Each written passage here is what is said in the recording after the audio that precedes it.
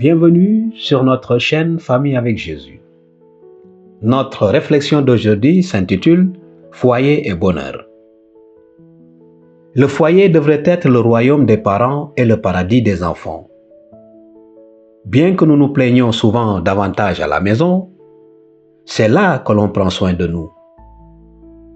Dans ce doux foyer, nous mettons en lumière nos erreurs et nos faiblesses, mais elles peuvent être dissimulées sous la douce couverture de l'amour.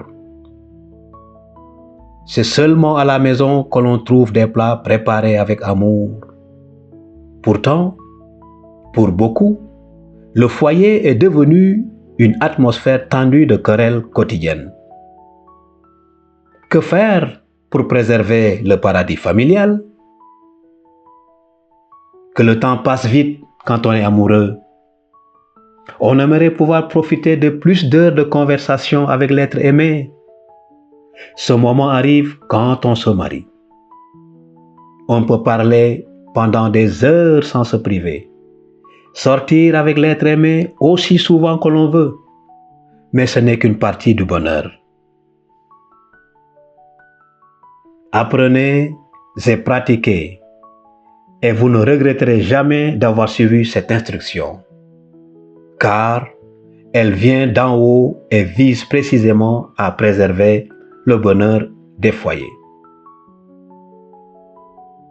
Cette norme du bonheur est contenue dans les 10 commandements de la loi divine, afin que chaque famille puisse rester saine et heureuse.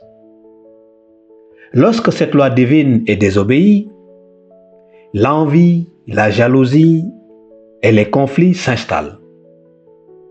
Mais tant que la loi divine est respectée, la famille sera heureuse dans nos foyers terrestres. Si nous gardons un cœur tendre au sein de nos familles, si une distinction noble et généreuse entre les goûts et les opinions était manifestée, si la femme cherchait des occasions d'exprimer son amour pour son mari par des actes de courtoisie, et si le mari témoignait la même bienveillance avec sa femme, alors les enfants partageraient le même esprit. Cette influence imprégnerait tout le foyer. Et que de malheurs les familles éviteraient. Nous n'avons reçu qu'une seule vie. Et par l'attention, le travail et la maîtrise de soi, nous pouvons la rendre supportable, agréable et très heureuse. Le bonheur et la prospérité de la vie conjugale dépendent de l'unité des époux et de l'obéissance au maître. Prions. Seigneur, nous te demandons ton aide précieuse pour que nous puissions atteindre le bonheur complet dans nos foyers. Au nom de Jésus, nous te le demandons. Amen. N'oubliez pas de vous abonner sur notre chaîne Famille avec Jésus. À bientôt.